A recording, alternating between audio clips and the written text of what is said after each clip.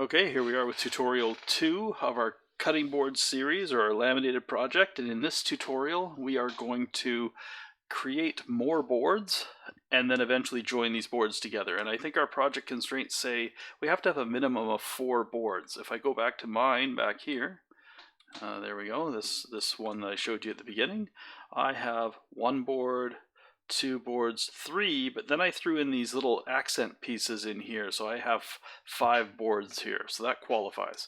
Okay, so let's head back here. Let's make some more boards. Now, you know how we drew this one? We could go through that process again. I could create a component, right click, don't do this, I'm just going to show you. A new component, we'll call this what? Board B,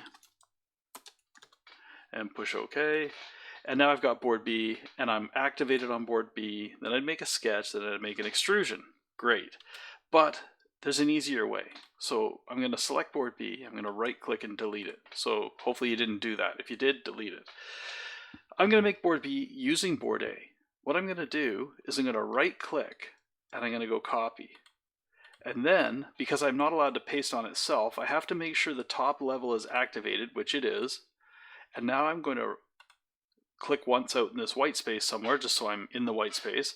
And now I'm going to right click, and look for paste new. Don't choose paste. Choosing paste means all the boards that you paste will be linked to the first one, and if you make a change to that first one, it'll be reflected in all the others. We don't want that. Paste new, so it's an independent board, is what we want. As soon as you do that, the board is pasted on top of your previous board, and I don't like that because I can't tell that it's 2 boards, so I'm going to grab this arrow here with this little hand, click and hold my left mouse button and pull. There we go. And doesn't matter where you pull it to, just pull it and go capture position down here and push OK. Alright, now I'm going to do my orbit because it's satisfying. I'm going to hold my shift key and my middle scroll wheel down and orbit around and have a look at my work. Cool. So now I need more boards. I need 5 of these things, and they're all going to be the same in the end, but don't worry about that. So we're just going to keep doing the same thing. I've already got this board I'm carrying with me, so now I'm just going to click paste new, and I'm going to get another board, push OK, and I'm going to click again and go paste new. Right, that was a right click, paste new, pull this one out, and push OK, and then I'm going to right click, paste new, and pull. Oh wait, where'd that one go? Let's try again. Right click and paste new. There it is. And pull this out and OK. Now over here I've got 1, 2, 3, 4, 5 boards, but they are pretty much all labeled the same, even though they have a little different number. I'm going to change their name. So if you slow click twice, you can enter this and change the name. I'm going to make one board B, C, board D, oop, there we go, and board E, for lack of a better naming system.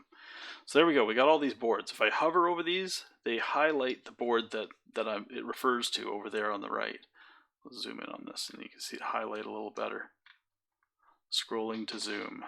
There we go, there we go, there we go. And if I click the board, it also underlines that board over here to help me find things. That's why they do that. Okay, so that's great, but they're all the same. I would like to make different widths.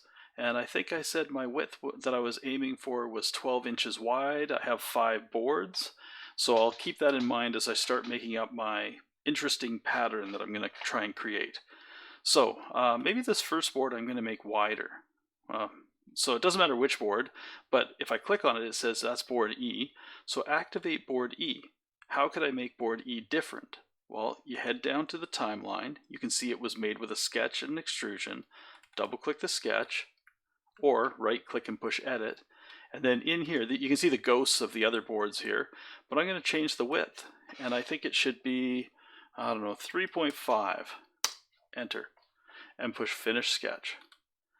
Now if you zoom out, you'll see that it is 3.5. It's been updated. I'll hold shift and my middle scroll wheel down and I'm orbiting. So now I get to make my pattern, whatever the pattern is. So I'm going to head to another board. I'm going to right click. Oh, sorry, not right click. I'm going to click on it, activate it, so I see just the steps that were used to make it. If you're seeing something like this, you see all the steps. That means you're on top level and it's showing you every step in the entire project all the way up here. When I really just want to see the steps to make this one. So then I activate this one. Okay, so let's go in here. I'm going to make this one really thin, 0.125, or it is an 1/8 of an inch, 1/8. It's the same. So that's that one. Finish that sketch. I'd like to have two boards that are an 1/8 of an inch, so I'm going to make this one also an 1/8. Double click in here, 0.125, enter, 1/8 of an inch, and finish sketch. So I got these 3 boards modified, and that'll be interesting because I plan on putting like a large one and then a smaller one in between here. I think I'm going to put something pretty narrow. I'd like these 2 strippy boards to have something narrow in between. So this one here, I'm going to click on it and I'm going to go find it over here. It's underlined. Click on the activate button, head to its sketch, and change this one. I think this one is going to be 3/4 of an inch, 0.75, enter. Finish. Okay, so that's kind of my plan. This one's going to go in between those at some point. And now this last one, I'm going to have to think about a bit here. So this was 3.5, and this is 3/4, and this is an 1/8 and an 1/8. 2/8 make a quarter. That's this 3/4 makes a 1. So I'm at 4.5 between all these boards. And I'm aiming for, what was it? 12, that's right. So I still have to make up 7.5 inches. Well, I can't make one board 7.5 inches because the boards in the rack, if you can get 5 inches out of a board, you're doing pretty good. So I'm going to need maybe another board. So this one here, I can boost its size. I'm going to take this one, and I'm going to go find it over here, the underlined one, and I'm going to go and change its size. It's only 2 inches right now. So I'm going to make this 4.5. Finish sketch. And so that gives me almost all the way. I think I needed 7, right? So I need another 2.5 inch board. So I'm going to head to the white space, right click, and I think I'm still, I'm going to hit escape a couple times. You have to hit escape sometimes for some reason. Now I should be able to right click. Oh, I've just lost it. So I'm going to have to go up here and right click and push copy. Hang on. Right click. Copy. And right click over here and paste new. Okay, cancel. I can't paste new because I'm on it, remember? So I have to actually get off of it. And now I can paste new. There we go. And drag this out. And push capture position and okay. Okay. This last board, I'm going to activate this new board, which I guess I'll call F. So I'll rename this one. Enter. And F is going to be changed. So I don't know. I've lost track. What's the size got to be? I'm going to try 2.